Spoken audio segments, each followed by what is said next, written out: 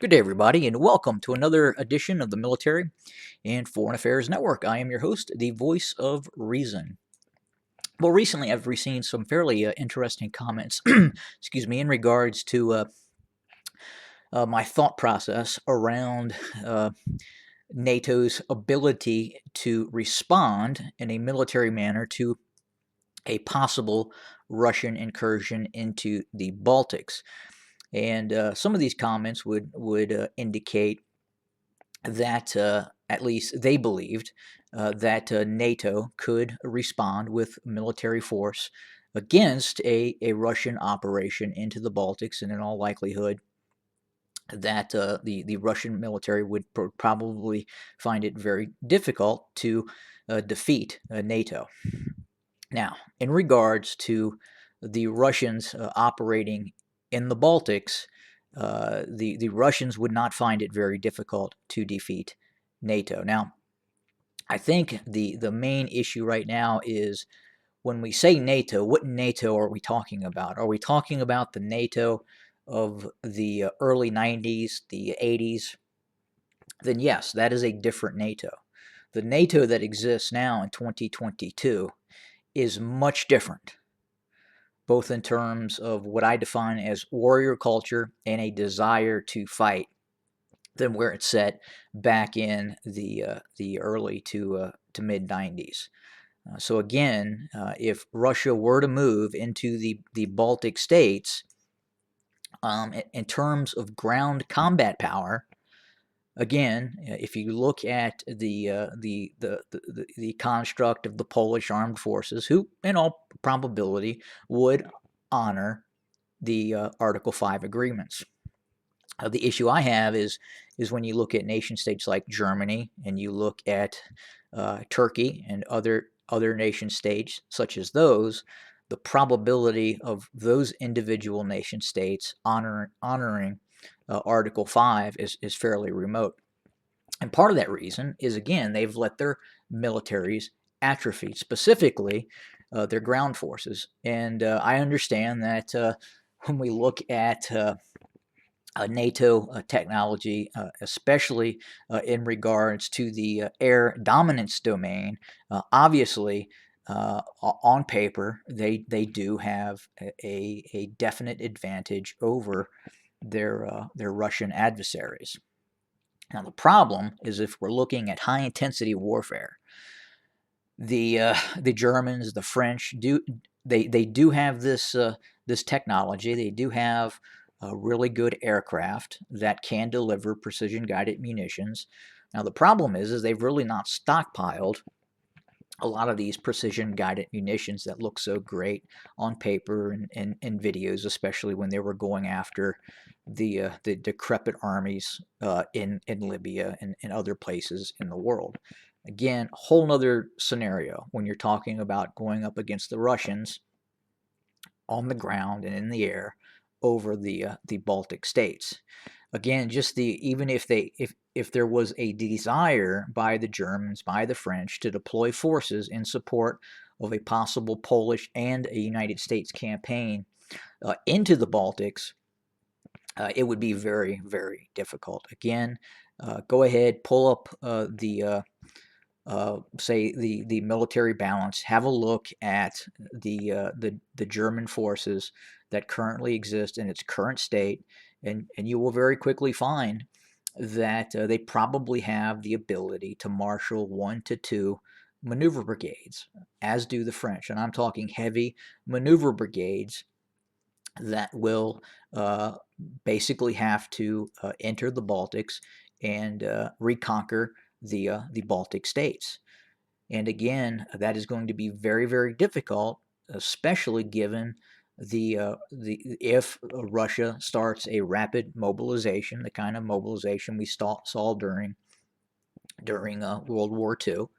Again, very, very difficult for those NATO members to launch a campaign of reconquest into the Baltic states. It's going to be an extremely bloody and costly affair that, again, there would be no guarantees under the current military capabilities of the German army, of the French army, Polish army, the United Kingdom, to be able to enter the Baltic states and defeat the Russians in the Baltic states.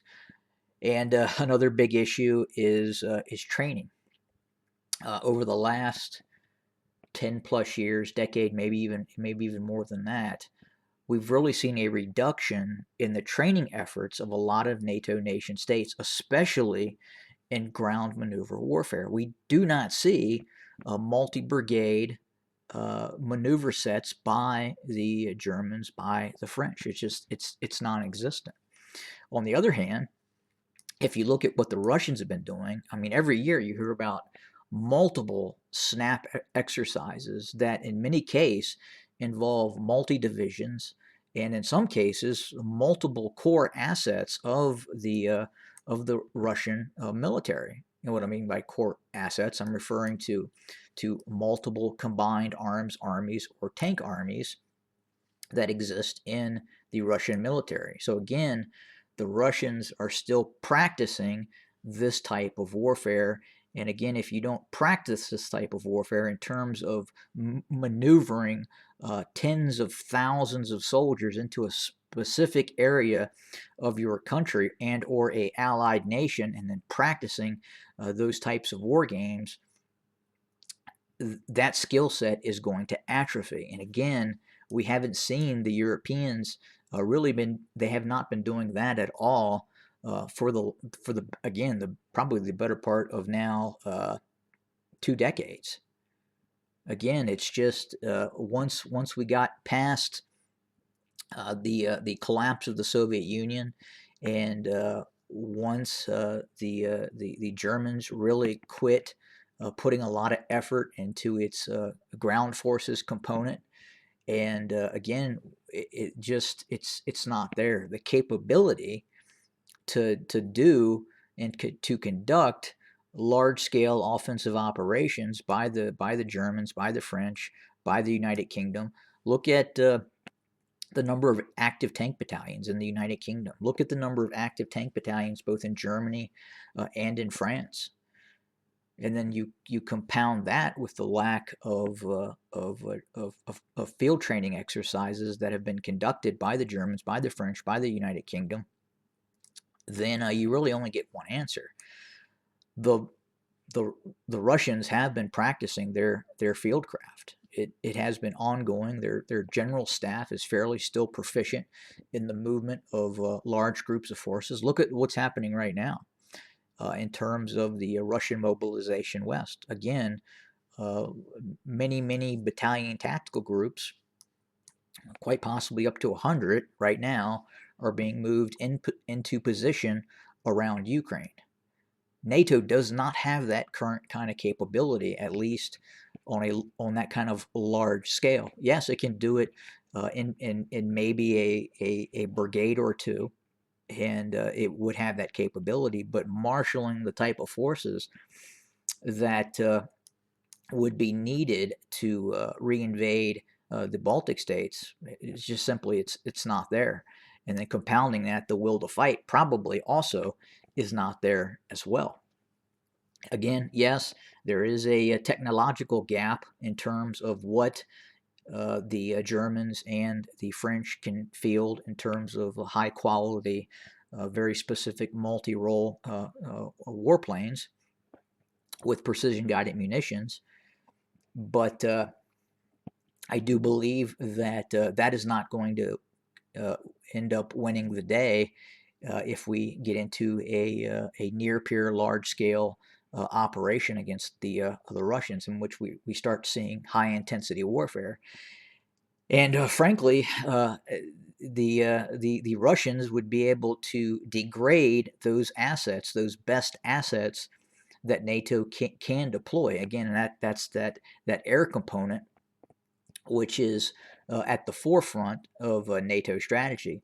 NATO does not have the same sort of air bases that it once existed back in the 80s. It has a few air bases where it operates large amounts of its current air fleet, and a lot of those could be targeted by Russian cruise missiles and semi-ballistic missile assets.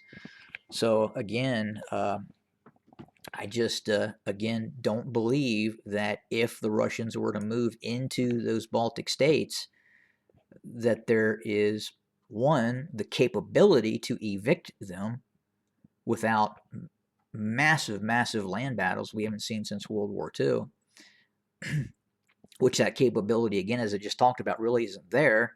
And then two, the wherewithal to fight, the actual desire to execute on Article 5. It's just, I don't believe is there. Could be wrong, and maybe we'll find out in the near future. But that's my take on it. Have a good day, everybody.